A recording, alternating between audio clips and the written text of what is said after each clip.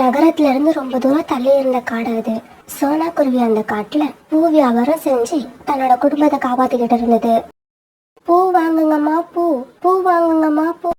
ஒரு நாள் காலையில சோனா குருவி மலர்களை சேகரிக்கிறதுக்காக வீட்டை விட்டு கிளம்பி தயாராச்சு. அம்மா அம்மா, இன்னைக்கு நானும் உங்க கூட வரேம்மா. பூக்கள் எல்லாம் நீங்க எங்க இருந்து எடுக்கிறீங்கன்னு பார்க்கணும், எனக்கு ரொம்ப ஆசையா இருக்குமா. பியூட்டி, நீ என் கூட வந்தா நீ ரொம்பவும் களைச்சு போயிடுவ. பூ தேடி தேடி சில சமயங்கள்ல நான் ரொம்ப தூரம் பறக்க வேண்டியிருக்கும். அம்மா, இப்ப நான் நல்லா வளர்ந்துட்டேம்மா. உங்களுக்கு சமமா என்னாலையும் பறக்க முடியும். இன்னைக்கு நீங்க என்ன உங்க கூட அழைச்சிட்டு போனீங்கன்னா நான் எந்த அளவுக்கு வேகமா பறக்கிறேன்னு உங்களுக்கு தெரியும். பியூட்டி, நீ இந்த அளவு சொல்லும் போது நான் என்ன வேண்டாம் நான் சொல்ல போறேன். சரி சரி, கிளம்பு. பிறகு அம்மாவும் பொண்ணுமா பூக்களை தேடி அந்த காட்டுக்குள்ள பறந்து போனாங்க. இப்படி போன இவங்க முதல்ல மல்லிகைப்பூ செடிகள் நிறைய இருந்த இடத்துக்கு போனாங்க. பியூட்டி, நான் எப்பவுமே முதல்ல இந்த தோட்டத்துக்கு தான் வருவேன்.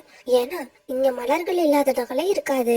இந்த காட்டுல வேற எங்கேயும் மலர்கள் இல்லாட்டி கூட இந்த இடத்துல எனக்கு கண்டிப்பா இந்த மல்லிகை மலர்கள் கிடைக்கும். பிறகு அந்த மல்லிகை பூக்களை பறிச்சு கட்டி வச்சுக்கிட்டு சோனா குருவி பியூட்டி கிட்ட இப்படி சொல்லுச்சு. பியூட்டி, நீ இங்கேயே உட்காந்துரு. இப்ப அடுத்த பூக்களை பறிக்க போற இடத்துல நிறைய முட்கள் இருக்கும். நீ அங்க வந்தா உன்னோட கால்கள்லயும் ரெக்கைகளிலும் முள்ளு கிழிச்சு காயம் உண்டாகும். சரிம்மா, நான் இங்கேயே உட்கார்ந்திருக்கேன். நீங்க சீக்கிரமா போயிட்டு வாங்க. பிறகு பியூட்டி அங்கேயே உட்காந்துருக்க, சோனா குருவி மட்டும் தன்னோட பூக்களை தூக்கிட்டு காட்டுக்குள்ள பறந்து போச்சு. சோனா குருவி காட்டுக்குள்ள பறந்து போனதுக்கு அப்புறம் பியூட்டி இப்படி திரும்பி அந்த காட்டை வேடிக்கை பார்க்க ஆரம்பிச்சது. அப்ப அதோட கண்கள்ல வாடி போன செடி ஒண்ணு தென்பட்டுச்சு. உடனே பியூட்டி தாவி தாவி அது பக்கத்துல போச்சு. அடடா, இந்த செடி மட்டும் எப்படி வாடி போயிருக்கு. இதோட வேர்கள்ல கொஞ்சமா நீர் ஊத்துனா இதுவும் மத்த செடிகள் மாதிரி பசுமையா மாறிடும்னு நினைக்கிறேன். அம்மா வர வரைக்கும் நாம சும்மா தானே இருப்போம். அதுக்குள்ள இந்த வேலையை பார்த்து முடிச்சிடுவோம். இப்படி நினைச்ச பியூட்டி பிறகு அங்க ஓரமா கடந்த கொட்டாங்குச்சி ஒன்று எடுத்துக்கிட்டு நதிக்கு பறந்து போச்சு. பிறகு நதியில இருந்து அந்த கொட்டாங்குச்சில நீர் எடுத்துக்கிட்டு திரும்பி வந்த பியூட்டி அந்த செடியோட வேர்கள்ல அந்த நீரை ஊத்துச்சு. சின்ன குருவி, என்ன நீ இப்பதான் முதலா பாக்குற. இருந்தாலும் நான் வாடி கிடக்கிறத பார்த்துட்டு உடனே எனக்கு தண்ணி கொண்டு வந்து ஊத்துற. உன்னோட மனசு ரொம்ப நல்ல மனசு.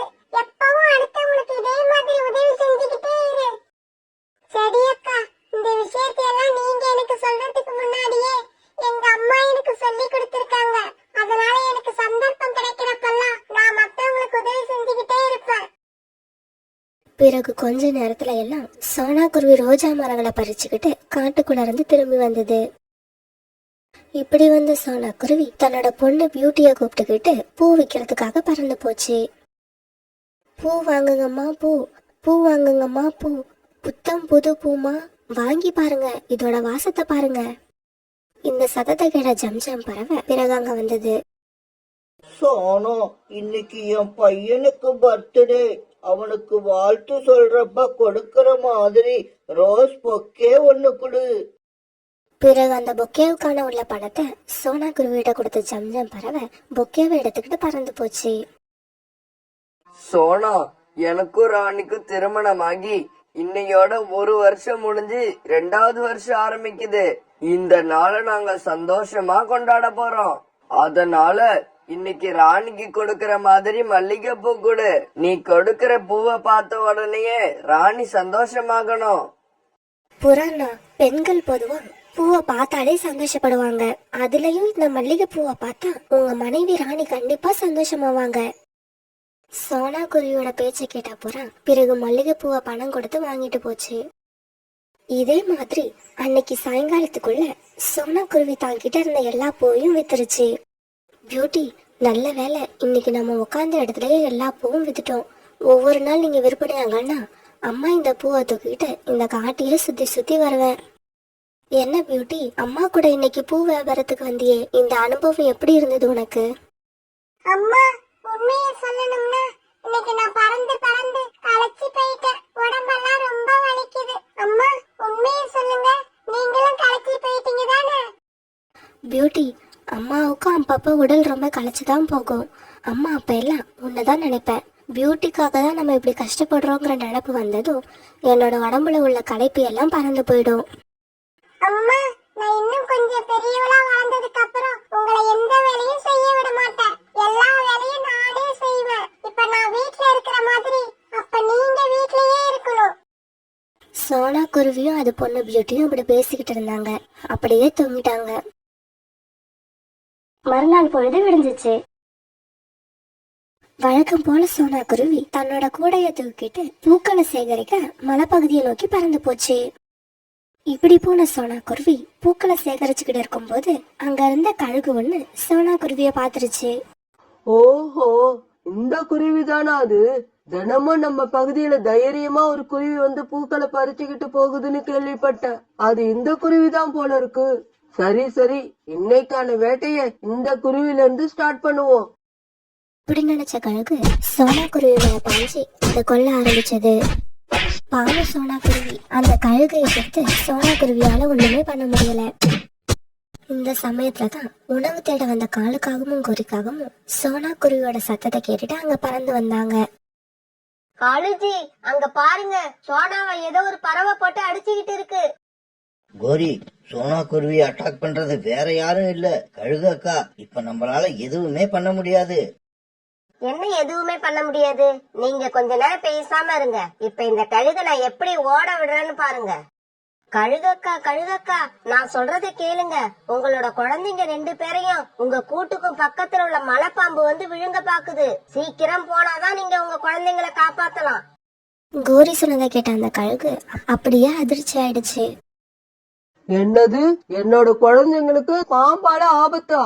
இதோ இப்பவே போறேன். அந்த பாம்பை இன்னைக்கு 2ல 1 பாத்துறேன். இப்படி சொல்லிட்டு அந்த கழுகு அங்கிருந்து வேகமா பறந்து போயிடுச்சு. காலண்ணா, நல்ல சமயத்துல நீங்க 2 பேரும் வந்தீங்க. நீங்க மட்டும் வரலனா இந்நேரம் என்னோட பியூட்டி அனாதி ஆக்கிட்டு நான் இறந்து போயிருப்பேன். சோனா, நாங்க தான் வந்துட்டோம்ல, பிறகு ஏன் நடக்காதத பத்தி பேசுற? நடக்க வேண்டியத பாரு.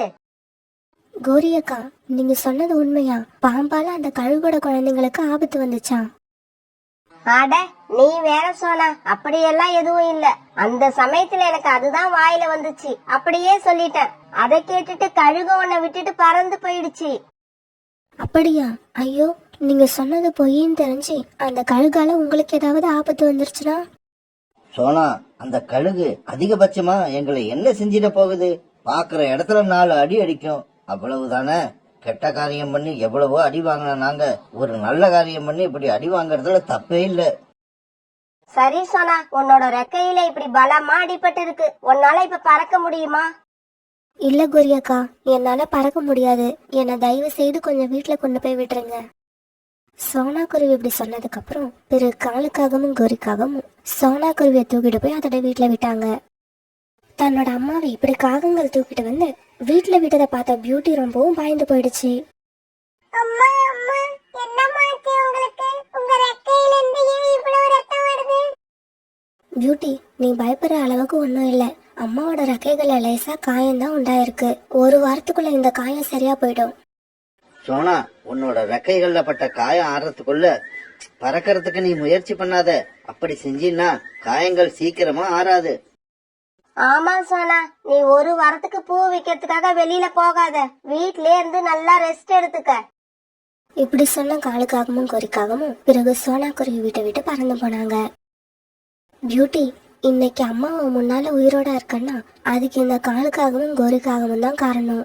இன்னும் கொஞ்ச நேரம் இருந்திருந்தா அந்த கழுகு என்னை கொன்னு தின்னு இருக்கும். நல்ல நேரத்துல அங்க வந்து காகங்கள் ஏதோ போய் சொல்லி என்னை அந்த கழுகு கிட்ட இருந்து காப்பாத்திட்டாங்க. இப்படியே 2-3 நாட்கள் ஓடுச்சு. சோனா வீட்டுல இருந்த மல்லிகை பொருட்கள் சுத்தமா தீர்ந்து போயிடுச்சு. எதுவுமே மீதி இல்ல.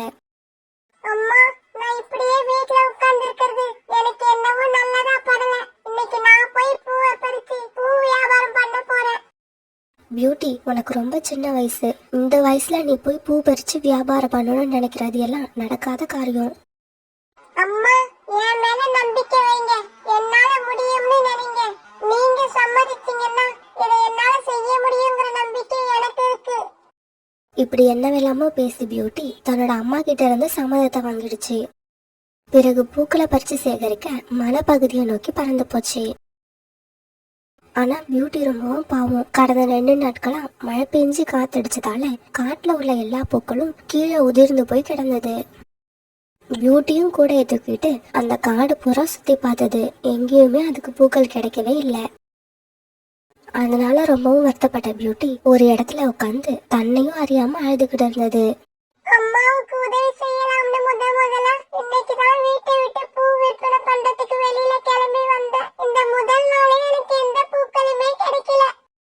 சின்ன குருவி அழாத, என்னோட பேச்ச கேளு. செடியோட குரலை கேட்ட பியூட்டி சத்தம் எங்கிருந்து வருதுன்னு இங்கேயும் அங்கேயும் சுத்தி பார்த்தது. ஆனா அதால சத்தம் எங்கிருந்து வருதுன்னு கண்டுபிடிக்க முடியல. சின்ன குருவியே, நான் தான் தக்காளி செடி பேசுறேன். நான் யார் தெரியுமா? ஒரு நாள் நான் வாடி இருக்கும்போது எனக்கு தண்ணி ஊத்துனியே, அந்த செடி தான் பேசுறேன். பிறகு பியூட்டி அந்த செடியை அடையாளம் கண்டுபிடிச்சு அதுகிட்ட பறந்து போச்சு. குருவியே, நீ ஏன் அழற? கொஞ்ச நாளைக்கு முன்னாடி என்னுடைய வேர்களுக்கு தண்ணி ஊத்துனப்ப ரொம்பவும் சந்தோஷமா இருந்தேன். இப்ப என்னாச்சு உனக்கு? ஒரு விபத்துல எங்க அம்மாவோட ரெக்கைகள்ல காயம் உண்டாயிடுச்சு. அந்த காயத்தால எங்க அம்மாவோட பறக்க முடியல. அதனாலதான் இன்னைக்கு நான் பூ வியாபாரம் பண்ண வந்தேன். ஆனா என்னோட நேரம் இன்னைக்கு எனக்கு எந்த பூவுமே கிடைக்கல. குருவியே, பூ கிடைக்காததால நீ கவலைப்படாத. என் செடிகள்ல நிறைய தக்காளிகள் இருக்கு பார்.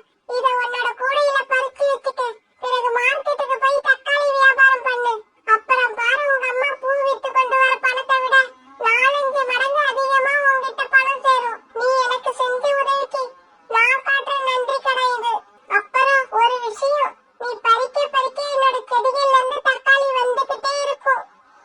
பிறகு பியூட்டி ரொம்பவும் சந்தோஷமா தக்காளிய பறிச்சு தன்னோட கூடையில நிரப்பிக்கிட்டு மார்க்கெட்டை நோக்கி பறந்து போச்சு. பியூட்டி இப்படி தக்காளிய பறிச்சுக்கிட்டு மார்க்கெட்டுக்கு கொண்டு போன நேரத்துல அங்க தக்காளி கிலோ 100 ரூபாய் வித்துக்கிட்டு இருந்தது. இதை தெரிஞ்சுக்கிட்ட பியூட்டி தான் கொண்டு வந்த தக்காளிய 80 ரூபாய்க்கு விற்க ஆரம்பிச்சது.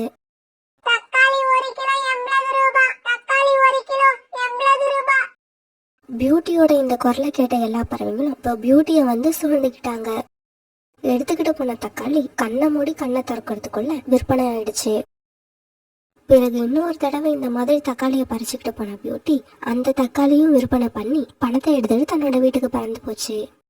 போற வழியில தன்னோட அம்மாவுக்கு தேவையான பழங்களையும் ரக்கைகளை குணப்படுத்துறதுக்கான மருந்தையும் வாங்கிட்டு போச்சு. அம்மா, இங்க பாருங்க, உங்க பொண்ணு முதல் நாள் வியாபாரம் பண்ணி எவ்வளவு லாபம் கொண்டு வந்திருக்கன்னு. அவ்வளவு பணத்தையும் பழங்களையும் தனக்கான மருந்துகளையும் பார்த்து ஆச்சரியப்பட்ட சோனா குருவி கிட்ட பிறகு பியூட்டி நடந்தது எல்லாத்தையும் சொல்லுச்சு. பிறகு தினமும் இந்த மாதிரி தக்காளியை வச்சு சோனா குருவியோட குடும்பம் ரொம்பவும் நல்ல நிலைமைக்கு வந்துருச்சு. எவ்வளவுதான் நல்ல நிலைமைக்கு வந்தாலும் சோனா குருவியும் பியூட்டியும் மற்றவங்களுக்கு உதவி செய்யற பழக்கத்தை மட்டும் விடவே இல்லை. அந்த காட்டுல உள்ள ஏழை பறவைங்களுக்கு தன்னாலான உதவிகளை தினமும் செஞ்சுக்கிட்டே இருந்தாங்க.